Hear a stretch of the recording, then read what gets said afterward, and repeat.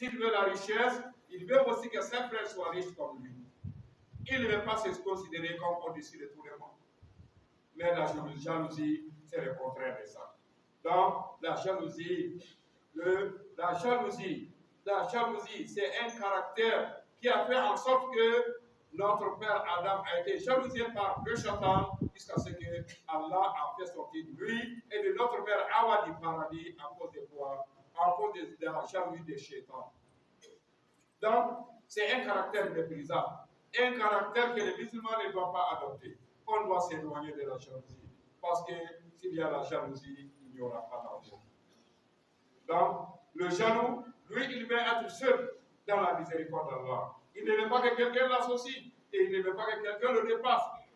Alors, il ne veut pas que quelqu'un l'égale aussi dans la miséricorde d'Allah. Ça, c'est un caractère qu'un musulman ne doit pas adopter, serviteur d'Allah. Allah a parlé des éloges dans le Saint-Coran des gens qui aiment pour leurs frères musulmans, leurs frères croyants, ce qu'ils aiment pour eux-mêmes. Allah a parlé de leurs éloges dans le Saint-Coran. Il a dit, Allah le Très-Haut a dit dans le Saint-Coran, il dit cette demeure, c'est-à-dire le paradis qu'Allah a réservé aux croyants.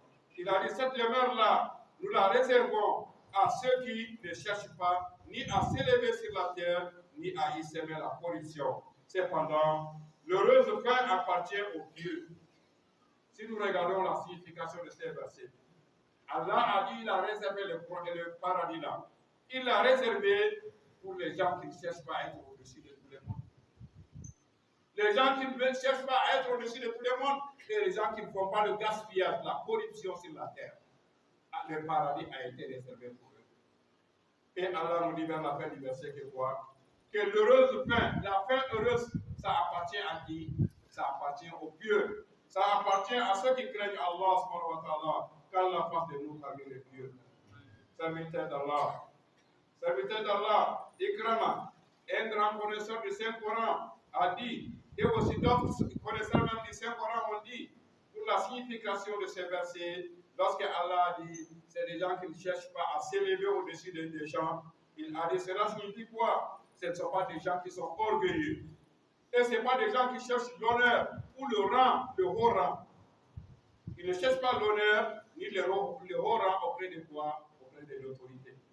Ce ne sont pas des gens qui courent derrière l'autorité pour que l'autorité les nomme à de hautes postes. Ils ne veulent pas courir derrière les autorités pour qu'on les donne. Alors ils placent un rang qui est élevé au-dessus des autres. Et lorsque Allah a dit la corruption, il s'agit de quoi? Du péché. C'est des gens aussi que ce qu'ils aiment pour lui-même. Le frère ne doit aimer pour son frère que ce qu'il aime pour lui-même.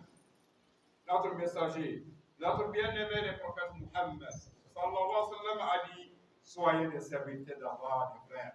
Des frères dans la religion. Et cette fraternité doit exister entre les frères musulmans. On ne doit pas la mettre en cause parce que notre force, c'est dans quoi? C'est dans l'unité.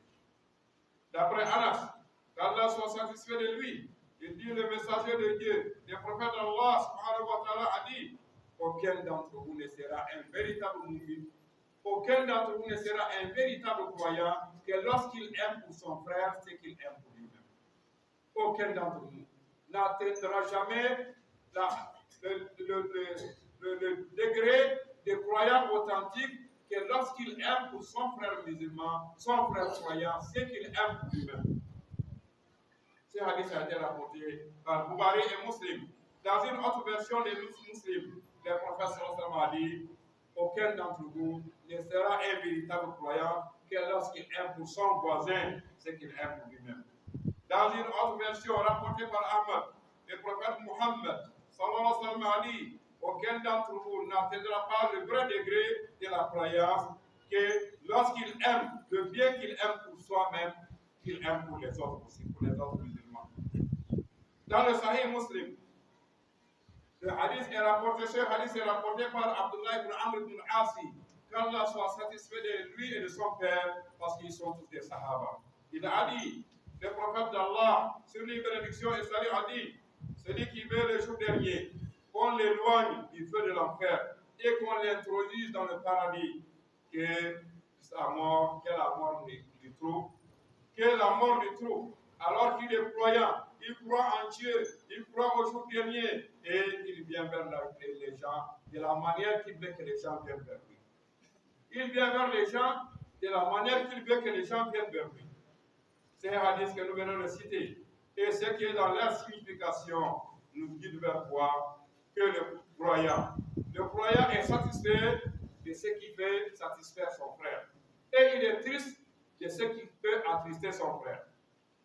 Ce qui peut rendre ton frère content, ce qui peut rendre ton frère content, satisfait, c'est ce qui doit te rendre aussi satisfait.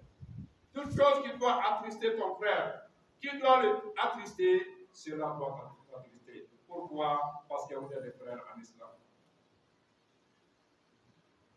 Mais cela ne peut se faire que lorsque on a un cœur saint. Le musulman doit être saint. Le musulman doit être dépourvu de quoi? De la jalousie, de la trahison. La jalousie et la trahison.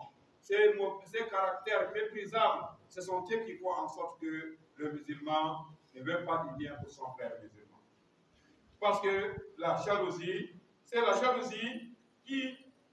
Qu'est-ce que c'est que la jalousie nécessite? La jalousie nécessite à ce que tu jalouses ton frère qui veut être le seul qui est au-dessus de tous les mondes. Tu ne veux pas que quelqu'un t'égale, et tu ne veux pas que quelqu'un te dépasse, et tu ne veux pas que quelqu'un t'associe dans la miséricorde qu'Allah t'a donnée. Allah t'a donné la richesse.